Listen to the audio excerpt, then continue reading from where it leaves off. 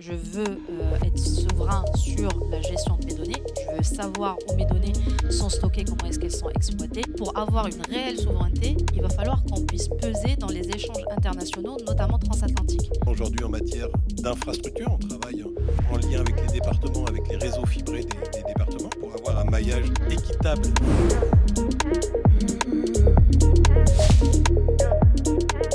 Le thème de cette discussion entre Benoît et Wafa, c'est sortir des dépendances technologiques avec le cas singulier de la région Occitanie que Benoît et Wafa vont pouvoir détailler, commenter, préciser.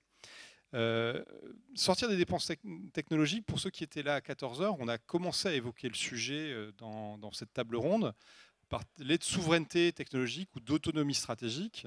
Et je trouve que la terminologie sortir des dépenses technologiques, ou en tout cas réduire les dépenses technologiques, est sans doute plus juste. En tout cas, elle permet de bien situer le contexte dans un environnement où le numérique, il est évidemment partout et il est très mondialisé. Et évidemment, depuis quelques mois, depuis janvier dernier, ce sujet des dépendances technologiques est de plus en plus prégnant et peut-être plus qu'il ne l'a jamais été. Et sachant que pour les vieux comme moi qui s'en rappellent, on parlait déjà beaucoup de dépendance technologique il y a 15 ans, il y a 20 ans. Il y a des mouvements qui se sont montés, notamment des mouvements du logiciel libre pour essayer de réduire ces dépendances technologiques. Et puis finalement, le Covid est passé par là et a fait un espèce de grand RAZ de toutes ces démarches d'autonomie ou de souveraineté numérique au profit du déploiement du SaaS, des solutions collaboratives et de la visioconférence pour répondre à cet enjeu-là. On a plein d'appellations, on a un ministère de la souveraineté alimentaire, on a un ministère de la souveraineté industrielle, on a plein de ministères qui portent le terme souveraineté. Mais aujourd'hui, comment est-ce qu'on fait concrètement pour réduire nos dépendances, et là en l'occurrence nos dépendances technologiques? Et donc on va essayer de voir comment, dans cette ère post-janvier 2025, un certain nombre d'acteurs se positionnent par rapport à ça. Et donc ce que je vous propose, c'est peut-être qu'on commence par toi, Benoît. La région Occitanie a engagé déjà un certain temps cette démarche, en tout cas de manière peut-être anticipée par rapport à d'autres qui se posent la question aujourd'hui. Et peut-être que tu peux nous présenter pourquoi la région a commencé à se poser ces questions-là il y a plus longtemps que d'autres, et aujourd'hui comment vous mettez en œuvre, comment vous organisez cette réduction des dépenses technologiques. En 4 minutes. Ça va être difficile. Bien bonjour déjà à toutes et tous.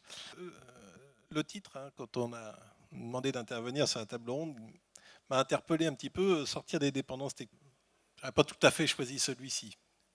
J'aurais plutôt choisi celui de choisir ces dépendances technologiques. Et effectivement, ce choix, en tout cas, volonté en tout cas de faire ce choix, c'est ce qu'on assimile quand même à beaucoup plus de souveraineté, c'est-à-dire une capacité, effectivement, et avoir une capacité à décider, en tout cas à proposer, à rechercher des solutions, des architectures, des partenaires qui vont, en tout cas, répondre beaucoup plus aux valeurs de l'entreprise et à ce que, chez nous, donc, à ce cadre que nous proposent et que nous posent nos élus régionaux. Sur les éléments un peu déterminants, puisque c'est la question, les éléments déterminants, il y a effectivement le traitement rapide que l'on a toutes et tous fait au niveau du Covid, déploiement généralisé, massif, pour permettre une organisation, le télétravail, le travail à distance, effectivement, avec en 2022, 2021-2022, un déploiement massif autour d'Office 365 dans ces solutions de collaboration avancée. La région avait déjà une pratique très soutenue du travail à distance, puisque la région, dans sa construction, dans son ADN depuis 2016, c'est effectivement un territoire régional très important et un travail entre les sites administratifs Toulouse et Montpellier qui était déjà très présent, mais là, c'était passé en effet au cran d'après. Et premier élément, donc déjà la prise de conscience à un moment une dépendance technologique encore beaucoup plus forte qui s'installait. Deuxième élément, le coût. Là, effectivement, ils sont assez intéressants et habiles. Renouvellement de contrat, première hausse annoncée à 20%, parce que partenaire premium, effectivement important, que 20%. Et là, ça va pas. Dans un contexte de raréfaction, mais même d'une façon générale, dans un contexte d'optimisation des moyens et de l'argent public, ceci était purement et simplement insoutenable. Alors après, quand on discute, il y avait d'autres possibilités, puisque maintenant, la négociation même sur l'architecture des contrats vis-à-vis de ces gros acteurs, bon, Microsoft en l'occurrence, mais pour les autres, c'est la même chose, il n'y a même plus de négociation, ces typologies de contrats select ou autres sont abandonnées, et on va effectivement sur des harmonisations. Le troisième élément déterminant dans cette, en tout cas, réflexion, prise de conscience, c'est l'arrivée effectivement du composant d'un copilote dans l'ensemble de cette architecture. Là, en se disant, attention, là également, non seulement on a une dépendance et une construction, une suite avec un éditeur sur de la bureautique ou de l'organisation du traitement de l'information tel qu'on le faisait jusqu'à présent, mais en plus, il y a quelque chose effectivement d'assez insidieux qui va arriver et qui va nous rendre captifs de façon là pérenne. Prise de conscience, effectivement, c'est ce moment-là. Donc depuis 2023, Office 365 est arrêté au sein des services du Conseil régional, remplacé par effectivement d'autres modes d'organisation et de collaboration, avec des architectures, en tout cas plus souveraines, compatibles avec effectivement le champ des valeurs, pour certaines plus open source, d'autres éditeurs, mais avec effectivement des composants ou des logiques d'architecture. Puis tout ceci également, je ne développerai pas, mais je pourrais, c'est beaucoup plus compatible par rapport à l'approche numérique responsable du Conseil régional, aux évaluations effectivement qui en sont faites. Et puis, on a cité deux derniers éléments aussi. Bon, Microsoft, c'est une chose, mais d'autres éditeurs dans ce même laps de temps, un rachat Broadcom de VMware, qui donne aussi une bonne impression sur la façon dont ces acteurs considèrent leurs clients, ou des sujets autour de Java, avec un positionnement d'Oracle qui, d'une façon comme ça, très rapide, vient, entre guillemets, racketter des clients finaux sans apport de valeur. Enfin bref, captif effectivement de choix ou de conséquences effectivement sur ces choix. Et puis, oui, aujourd'hui, on le voit, tu l'indiquais, en plus depuis ce début 2025, ce sujet de la dépendance, ou en tout cas de la vision de l'architecture numérique, est un sujet assumé d'un contexte géopolitique, avec effectivement des logiques, des pressions, en tout cas une construction, ça rentre dans les rapports de force entre États. Voilà, donc sur les éléments de prise de conscience et ce cheminement, le voici un peu rappelé. Alors, on n'aura évidemment pas dans les 20 minutes qui nous sont imparties le temps de détailler la stratégie, les moyens, la méthodologie que vous avez commencé à aborder, comme tu le disais, depuis 2022-2023. Néanmoins, à l'ère de ChatGPT, à l'ère de l'intelligence artificielle mondialisée, qui, comme tu l'évoquais, au travers de copilotes, finalement, innerve un peu tous les systèmes d'information, tous les logiciels. Comment, alors qu'effectivement on passe notre temps à entendre parler de levée de fonds, de milliards de dollars d'investissement dans ces technologies-là, comment est-ce que la région aborde cette bascule de l'IA dans les pratiques en étant conforme à cet objectif d'autonomie stratégique, ou d'autonomie en tout cas? D'abord avec humilité. Avec raison et avec humilité. C'est-à-dire la démarche qui est celle du Conseil régional, c'est une démarche raisonnable, raisonnée, mais résolue. Donc effectivement, elle passe par beaucoup enfin, on essaye en tout cas beaucoup de pragmatisme, des expérimentations, des recherches effectivement, de solutions, beaucoup d'écoute. Cette écoute, elle se fait, et on essaye de la faire non seulement avec nos collègues ici en région, on se nourrit également beaucoup des expériences des uns et des autres, et puis on essaye également d'avoir une approche, une veille dans les chemins aussi que peuvent prendre d'autres organisations, que ce soit publiques ou privées, au niveau européen. Puisque la souveraineté, où on l'entend, effectivement, pour nous, elle est une souveraineté pleine et entière au cadre européen fixé, pour le coup voilà, assez clair, assez novateur. IA Act, Data Act, enfin, l'ensemble de ces déclinaisons.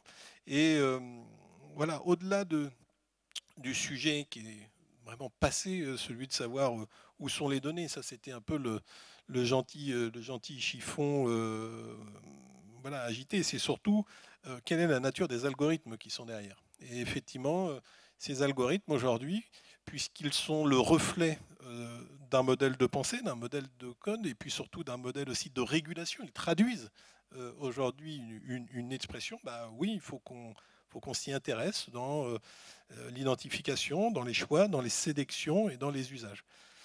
Donc ce travail-là d'un côté, et puis l'autre travail important, indispensable, un travail de formation, d'animation, d'explication auprès des agents, parce que bien évidemment il y a des attentes, mais il y a aussi des craintes, transformation effectivement d'un certain nombre de métiers, de missions. On l'observe déjà aujourd'hui, à la fois sur des usages déclarés, corporate entre guillemets, mais aussi sur du shadow IA qui est présent. Donc ce sont ces réalités. Donc voilà, de façon résolue, mais avec pragmatisme, avec expérimentation, dont un certain nombre effectivement d'expérimentations que nous conduisons ensemble.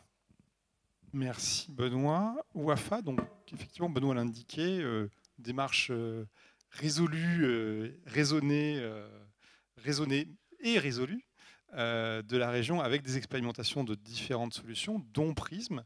Aujourd'hui, comment est-ce qu'une société comme la vôtre aborde ces besoins? Est-ce que ce sont des nouveaux besoins pour vous? Et comment est-ce que finalement ce sujet de réduction des dépendances, vous l'abordez? Alors, bonjour à toutes et à tous. Donc, chez nous, chez Prisma.ai, qui est une entreprise toulousaine, qui est née au cœur de l'Occitanie, la question de la souveraineté ne date pas d'hier. On n'a pas attendu que ce terme, que ce principe, que ce concept devienne finalement, j'ai envie de dire, limite galvaudé par moment pour s'en emparer. C'était au cœur de notre stratégie depuis 2016. Et la manière dont on l'aborde, j'aime beaucoup le mot choix, choisir, qui a été cité par Benoît juste avant. On l'aborde justement en donnant le choix à nos organisations de comment est-ce qu'ils structurent leur stack, leur infrastructure, puisque avec Prisma.ai, ils vont avoir le choix de leur cloud. Ils vont avoir le cloud sur lequel ils vont utiliser leur intelligence artificielle. Ils peuvent choisir également le ou les modèles de langage qu'ils vont utiliser, que ce soit OpenAI, Anthropic. Ça peut même être des langages internes à l'organisation. Bien évidemment, il y a Mistral aussi. Et donc, en donnant le choix à nos organisations de choisir le ou les clouds qu'ils vont utiliser, le ou les modèles de langage qu'ils vont autorisés au sein de leur entreprise, tout en gardant la possibilité de revenir sur ces choix à n'importe quel moment, c'est un moyen de donner à nos organisations publiques et privées leur autonomie et leur indépendance totale dans leur technologie. C'est comme ça qu'on l'aborde déjà, parce que pour nous, dès qu'on a créé Prisma.ai en 2016, c'était bien avant l'avènement de l'IA générative, on était convaincus d'une chose, c'est qu'on a peut-être perdu la bataille du cloud. Heureusement qu'on a OVH, on a Scaleway. Et d'ailleurs, la région Occitanie, je leur remercie pour leur choix éclairé d'un cloud souverain. On avait perdu aussi globalement la bataille du collaboratif avec Teams, avec tous les outils Google qui sont présents dans toutes les organisations françaises. Mais on se disait, avec la tech, avec l'intelligence artificielle qui va arriver, l'intelligence artificielle générative, qu'on était convaincu qu'elle arriverait à un moment déjà en 2016, on savait qu'on avait une chance de s'en emparer. Aujourd'hui, avec Prisma.ai, on est en train de le prouver. Et donc, on donne cette possibilité-là aux organisations d'avoir un produit qui est scalable, qui est déployable à l'échelle et qui aujourd'hui fait sa vie chez EDF, chez Crédit Agricole, mais aussi chez Région d'Occitanie, pour pouvoir justement s'emparer de ces sujets et de se dire, OK, la souveraineté, on peut l'atteindre. Même si on l'a perdu peut-être sur le collaboratif, le cloud, on a une chance de se rattraper aujourd'hui avec l'intelligence artificielle, notamment l'intelligence artificielle générative. Merci. Alors, il y a plein de choses que tu as évoquées dans ces quelques minutes. Déjà que ce n'est pas nouveau. Pas du tout.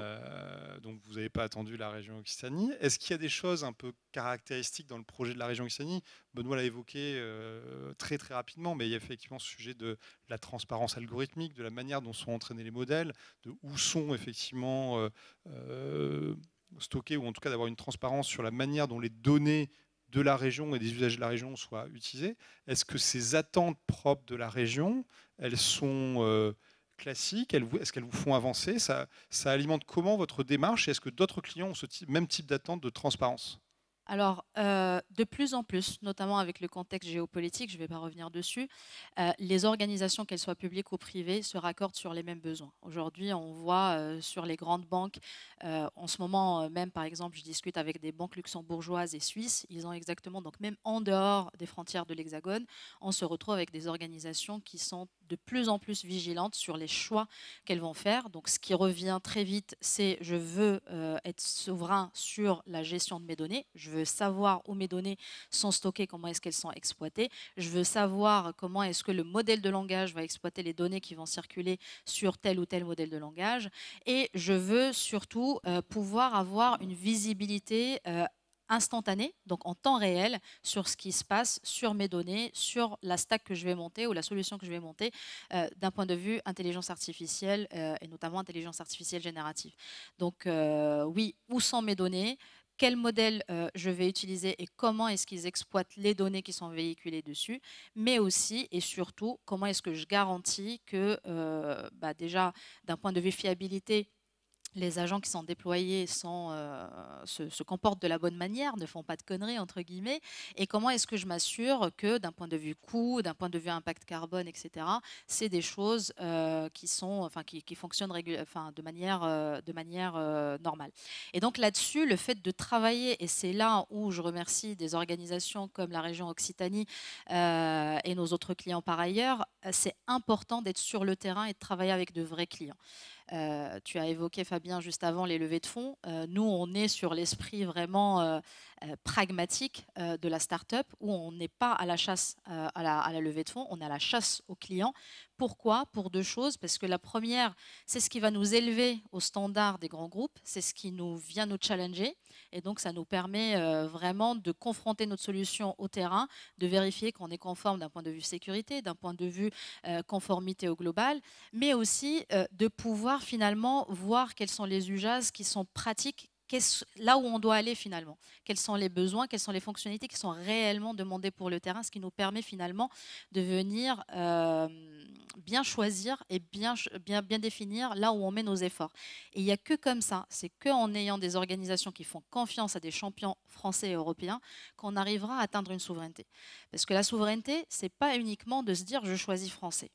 Oui, ça c'est important, c'est de faire ce choix éclairé. C'est comme ça que les Américains ils ont créé Google et Microsoft, c'est America First.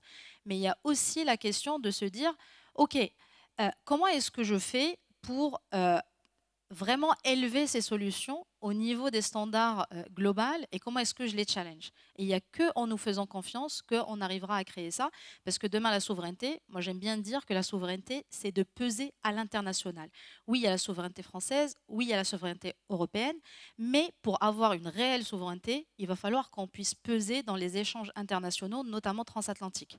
Parce qu'il n'y a que comme ça, c'est que si on arrive à s'exporter qu'on arrivera à faire le poids, parce qu'on l'a vu là sur les échanges douaniers, sur tout ce qui est service, l'Europe était dépendante des États-Unis. Et là, si les taxes qui avaient été annoncées étaient complètement applicables, toutes les organisations allaient se retrouver dans une situation très délicate. Merci. Raisonnable, raisonné et résolu, je l'ai retrouvé. Tu évoquais le fait que vous expérimentiez un certain nombre de solutions pour faire finalement vos choix. C'est quoi les prochaines étapes de cette démarche résolue ? Les prochaines étapes, je dirais, sont à la fois régulières. Il y a des étapes, et surtout, j'insiste, devant représentants du personnel et si on a la chance au sein de la région, il y a 300 collègues qui se sont déclarés volontaires pour être référents. Donc régulièrement, il y a effectivement ces démarches. Donc on fait le bilan sur ces différentes hypothèses, solutions, situations d'usage. Et puis, eh bien, il y a le temps des expérimentations, puis ensuite il y a le temps des généralisations. Et travailler dans le secteur public, ou plus exactement travailler avec le secteur public, c'est à un moment se confronter à un exercice qui s'appelle le Code des marchés publics. Et donc, voilà, nous avons régulièrement des phases de mise en compétition. Donc, une fois qu'on a, notamment sur des sujets nouveaux, un peu mieux cerné effectivement ce dont nous allons avoir besoin, etc., soit au travers d'expérimentations, eh bien, on lance des marchés. Pour ça, deux situations. On a mis en place une centrale d'achat numérique télécom régionale depuis l'année dernière qui est portée par le conseil régional. Il y a une quarantaine de structures publiques qui sont adhérentes, entre des universités, des écoles, des hôpitaux. Voilà, donc déjà à des fins de mutualisation sur des besoins aujourd'hui en matière d'infrastructure. On travaille en lien avec les départements, avec les réseaux fibrés des départements pour avoir un maillage équitable, équilibré et surtout péréqué du coût de la fibre en tout point du territoire. Il y a plus de 1200 points d'interconnexion. Deuxième sujet, la cybersécurité. On a mutualisé effectivement des offres de cyber parce que souverain sait aussi gérer en effet sa cyber. Et donc, on va poursuivre soit par ce biais-là, soit sur une centrale d'achat nationale. Prochaine consultation, c'est le périmètre d'un Office 365 en recherche, effectivement. Voilà. Donc, sort effectivement une consultation dans laquelle nous souhaitons, nous aimerions, on verra bien, aboutir à la sélection d'un écosystème, d'une offre SaaS souveraine, présentant de la messagerie, le collaboratif, suite bureautique, la visio, la téléphonie, l'IAGN, enfin un périmètre finalement de service à la Office 365. On a la chance aussi en région, certes, Prism, mais aussi d'autres pépites régionales, puis en France et en Europe, d'avoir effectivement un certain nombre d'acteurs. Ce qui nous importe là aussi à un moment quand on passe à l'échelle, moi ce qu'on me demande aussi aujourd'hui, c'est d'amener, de proposer des solutions déployables, sécures, souveraines, viables pour les finances publiques, mais surtout utilisables par les collaborateurs, les agents de la région, qui continuent à délivrer le service qu'ils vous doivent et qu'ils vous livrent. Donc aujourd'hui, effectivement, peut-être que sur des éléments de réponse à cette question ou à cette ambition, il peut y avoir unitairement des éléments de réponse qui nous séduisent, qui nous intéressent. Ce que l'on souhaite, c'est pouvoir avoir une réponse intégrée, économiquement viable.